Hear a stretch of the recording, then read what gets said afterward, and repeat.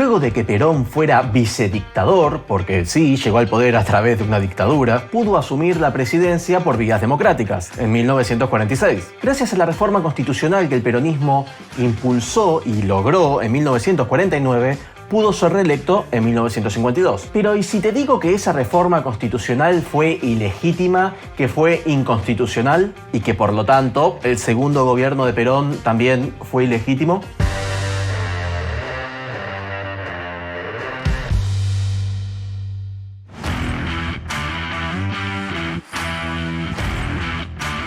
Lo que estás por ver es un resumen. Las partes completas en total duran 1 hora y las voy a dejar en la descripción. Perón era presidente, o sea, poder ejecutivo. Poseía mayoría en ambas cámaras del Congreso, o sea, poder legislativo. Había reemplazado a los magistrados de la Corte Suprema por gente de él, poder judicial. Y había clausurado o expropiado a todos los medios de comunicación que lo criticaban a él. El considerado cuarto poder, los medios de comunicación. Solo una cosa no permitía que Perón concretara sus húmedos sueños de dictadura eterna: el artículo 77 de la Constitución Nacional. ¿Qué rayos es eso? Que le ponía un plazo de solo 6 años de presidencia sin posibilidad de reelección. En 1952 se terminaba su mandato. Solo le faltaba poder reformar la Constitución para poder ser reelecto de por vida.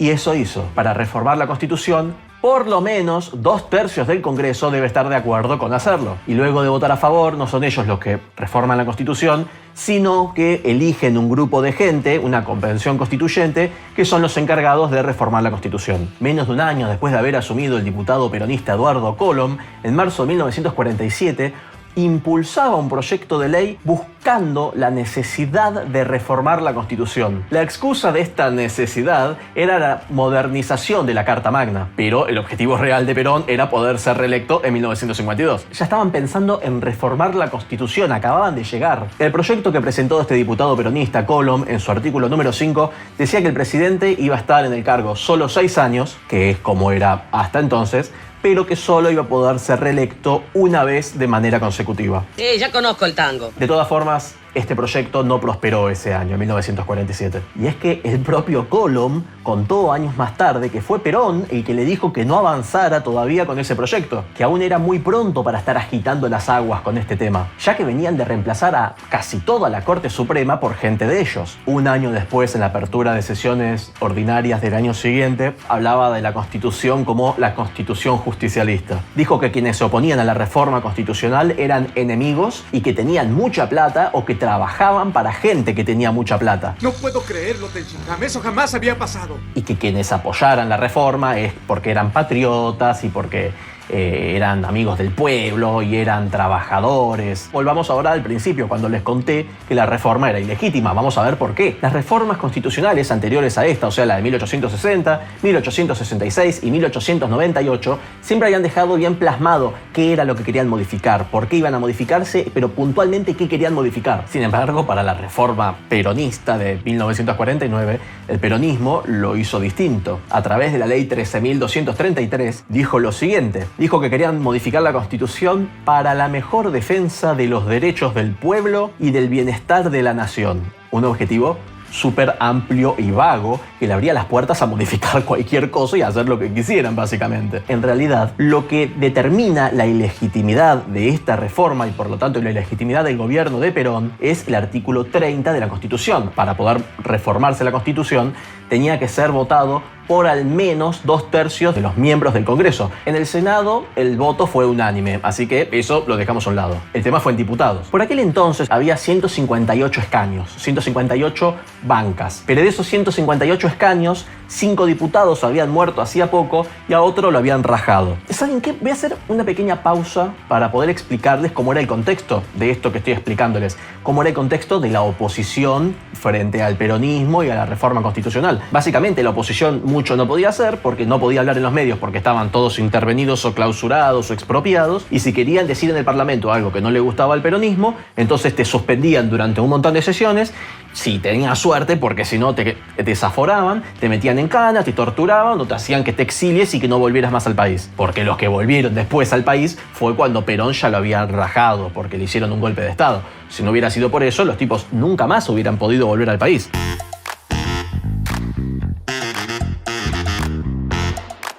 Les contaba que había 158 bancas, pero 5 tipos habían muerto, a San Martino lo habían hecho exiliar, así que quedaban 152 bancas. Esas 152 bancas estaban ocupadas, así que habían 152 diputados. Por lo menos 2/3 del Congreso, de la Cámara de Diputados, son 102 diputados. Es decir, para poder reformar la Constitución necesitaban el voto afirmativo de por lo menos 102 diputados. Y al pasar este proyecto de necesidad de la reforma, que es lo primero antes de crear una convención constituyente, votaron a favor 96 diputados, o sea que no llegaron a los 102 que se necesitaban. Y a pesar de no llegar a ese mínimo de 2/3 que reclamaba la Constitución Nacional, y a pesar del reclamo constante de la oposición que estaba diciendo, pará, no, 2/3 serían por lo menos 102, no le dieron bola, aprovecharon que tenían las fuerzas del orden a su favor y determinaron que se estaba votando la reforma de manera legítima. ¿Y cuál fue la excusa absurda del peronismo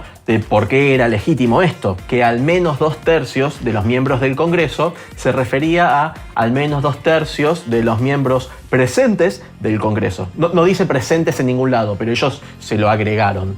¿Por qué? Porque ese día había presentes 130 diputados y por lo menos 2/3 de 130 es 87. Así que como votaron 96, si tomaban por lo menos 2/3 de los miembros presentes del Congreso, ahí le funcionaba la cuenta, aunque no dijera presentes en ninguna parte de la Constitución. Mientras te dure el cargo, son 4 años y sos diputado, sos miembro del Congreso todo el tiempo. De nuevo, no mientras estás presente. Es más, el día que se votó esto, se juntaron primero a las 10 de la mañana los peronchos y dijeron que lo iban a votar de manera extraordinaria a las 15:30, ya 5 horas y media después. O sea, informaron, che, en 5 horas y media nos juntamos a votar la necesidad de la reforma. Que vengan los que puedan. ¡Ladrones! Obviamente, una estrategia para que llegue la menor cantidad de diputados posibles. En un compilado publicado por el CONICET en 2019, que se llama La Constitución Maldita, dicen que es apenas una minoría que sostiene que se debe tomar 2/3 de los presentes, que la mayoría sostiene que es 2/3 de los miembros del Congreso. Y el primero de esa minoría es Néstor Pedro Sagués, un doctor en Derecho, que sobre este tema de los 2/3 dice lo siguiente, leo: tal presunto defecto había ya acaecido en anteriores reformas. No deja ninguna fuente, ninguna referencia, es esto ya pasó antes. ¿Por qué? Porque te lo digo yo, te lo juro por Dieguito Maradona. Así que vayamos rápidamente a la reforma inmediatamente anterior, la de 1898. En el diario de sesiones de 1897, o sea del año anterior, podemos leer que el que lo propuso fue el diputado Lucas Ayarragaray. Estaban de acuerdo todos en que tenían que asistir todos los diputados posibles y que había que tomar decisiones en pos de que eso pasara. No es que dijeron, postemos 2/3 de los presentes, ¿para qué nos complicamos? Como si hicieron en el 49. Y consideraron que tenían que dar 10 días de anticipación para avisar que se iba a hacer esa votación. O sea, no dieron 5 horas y media. Dijeron, chicos, en 10 días vamos a votar, todos los que puedan, vengan. Hacia 1898 había 86 escaños, pero 84 diputados. O sea, había 2 escaños que no estaban ocupados. Y debían votar a favor al menos 56, ya que eran 84 en total. Fueron presentes 76 y se aprobó con 61. Sé que el mayor argumento peroncho es que esta reforma constitucional que sucedió antes, esto de los 2/3 de los presentes, fue la de 1866. Vamos a poner el ojo sobre eso, porque sí, para sostener la legitimidad del segundo gobierno de Perón se van hasta 1866 y se agarran de tecnicismos y demás, que ahora los vamos a ver. Si nos vamos al diario de sesiones de 1866, cuando se votó la necesidad de hacer la reforma de ese año, vamos a ver que en ese momento, a esa sesión, asistieron 29 diputados, contando al presidente, que por cierto no vota, y se ausentaron 3. Contando al presidente, que no vota, eran 32 diputados. Pero si tomamos una segunda fuente oficial, como lo es la página oficial de diputados, nos va a dar que antes de la reforma había 33 diputados. Es que en el diario de sesiones, en todo 1866, no aparece un diputado, el diputado Urquiza, y es que el diputado renunció y después fue reemplazado. Si eran 33 o 32, para lo que estamos hablando ahora, para esto no influye, porque lo que claramente no dice en ninguna parte es que fueran, por ejemplo, 50, que es lo que sostiene el peronismo, para poder tener razón. Por lo menos 2/3 o 2/3 partes de los miembros del Congreso, en este caso de diputados, serían 22 diputados. O sea, para aprobar la necesidad de la reforma en 1866 se necesitaban por lo menos 22 votos a favor. Hubo 25 votos a favor y 3 en contra. O sea que si necesitaban 22, con 25 se aprobó. He visto a muchos defensores peronchos diciendo No, pero En realidad la Constitución decía que tenían que ser 50 diputados, 50 miembros. Así que eran 50, porque lo dice la Constitución. ¿Seguros?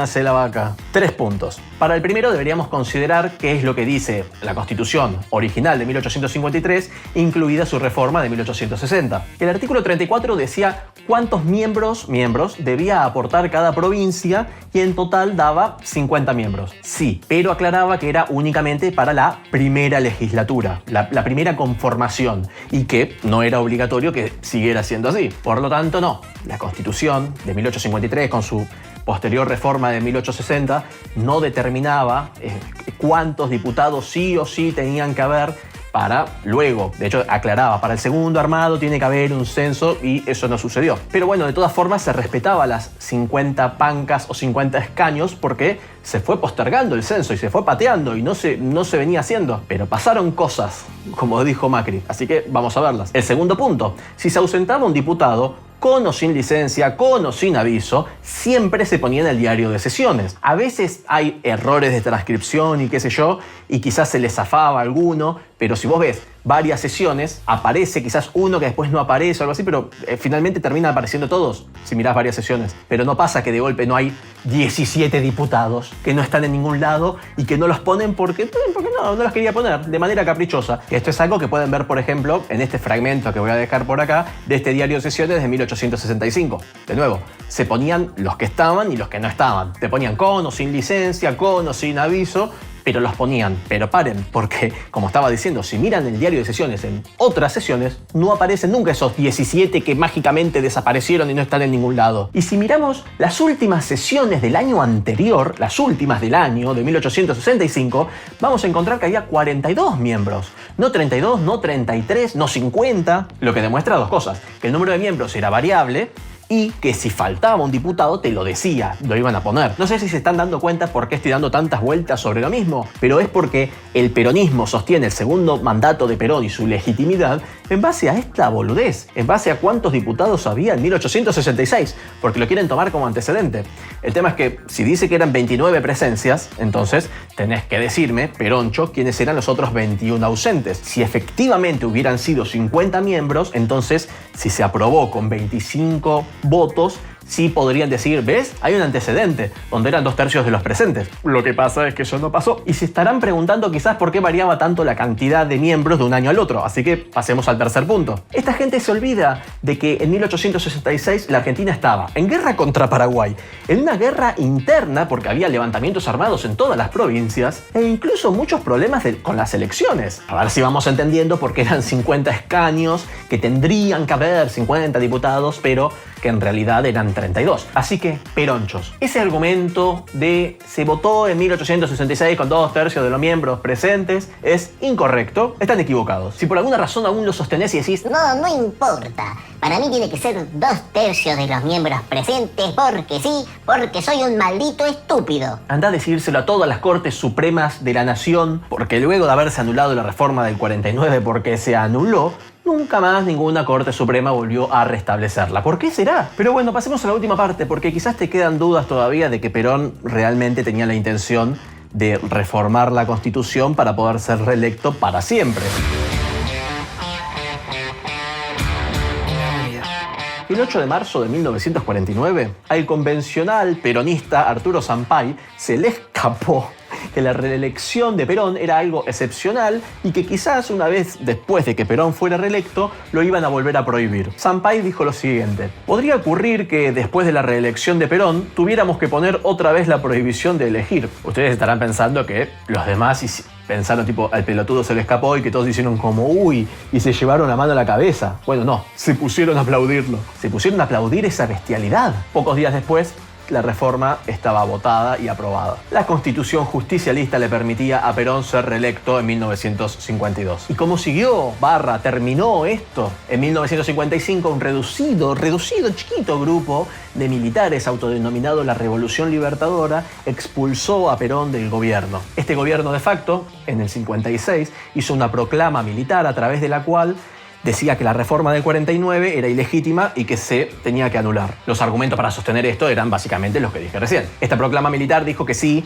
que la Constitución tenía que reformarse, pero que tenía que debatirse amplia y libremente, sin violencia. Si se saca la fuerza a un tirano, a un tipo que está gobernando de manera ilegítima, ¿se puede llamar golpe de Estado cuando no existe el Estado de Derecho?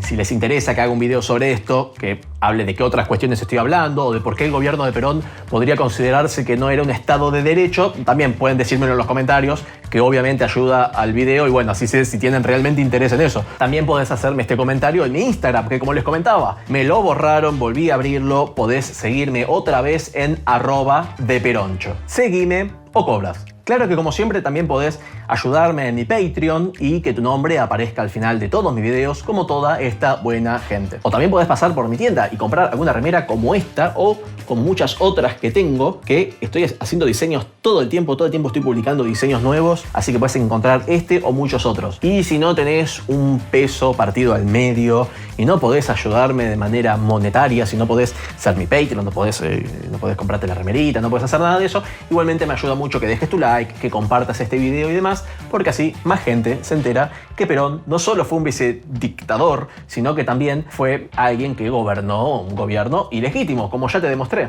Y ningún peroncho va a poder demostrar lo opuesto. Que lo que te decía recién, si vos querés que haga otro video explicando y demostrando por qué podría llegar a considerarse que incluso el primer gobierno de Perón se podría llegar a considerar una dictadura, que no era un gobierno, un Estado de Derecho, decímelo en los comentarios, así sé que realmente quieren que lo haga y no me gasto un montón de tiempo en hacer eso. Así que nada más, les agradezco por estar aquí presentes. Adiós.